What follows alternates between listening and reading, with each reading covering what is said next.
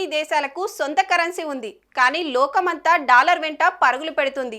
భూమి మీద ఏ మూలకు వెళ్ళినా డాలర్ చెల్లుతుంది. ప్రపంచ ఆర్థిక వ్యవస్థ ట్రేడ్ పై డాలర్ ఆధిపత్యం పెరగడంతో అమెరికా సూపర్ పవర్ గా నిలిచింది. అందుకే అన్ని దేశస్తులకు డాలర్ అంటే మోజు. ఇందుకు భారతీయులు కూడా అతీతం కాదు. డాలర్ డ్రీమ్ నెరవేర్చుకోవడానికి అమెరికా, ఆస్ట్రేలియా, కెనడా తదితర దేశాలకు చెలో అంటున్నారు. అయితే తాజాగా డాలర్ దగ్గరకు మనం వెళ్ళడం ఏంటి, మనమే డాలర్ ప్రింట్ చేద్దాం అని ఓ గ్యాంగ్ ప్రయత్నించి పట్టుబడ్డారు. దీంతో ఈ ఘటనపై తీవ్ర చర్చ జరుగుతోంది.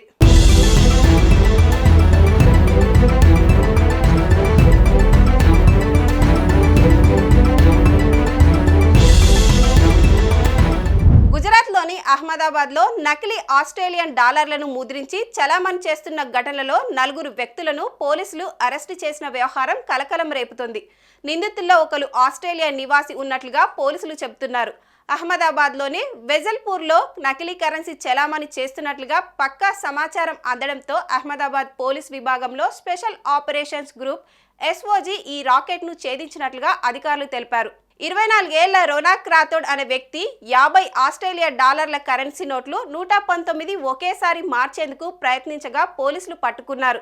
విచారణలో 24 ఏళ్ల కుష్ పటేల్ నుంచి కరెన్సీని అందుకున్నాడని చెప్పడంతో పటేల్ను అరెస్ట్ చేసి అతడు ఇచ్చిన సమాచారం మేరకు మరో వ్యక్తి మౌలిక్ పటేల్ని కూడా అదుపులోకి తీసుకున్నారు. 20 ఏళ్ల విద్యార్థి ధ్రువ్ దేశాయ్తో కలిసి మౌలిక్ పటేల్ వత్వాలోని ఓ చోట నకిలీ ఆస్ట్రేలియన్ డాలర్లను ముద్రిస్తున్నట్లుగా SOG గుర్తించింది. ఆ సెంటర్పై దాడి చేసిన పోలీసులు 32 ఆస్ట్రేలియన్ డాలర్లను పాక్షికంగా ముద్రించిన 18 షీట్లను స్వాధీనం చేసుకున్నారు.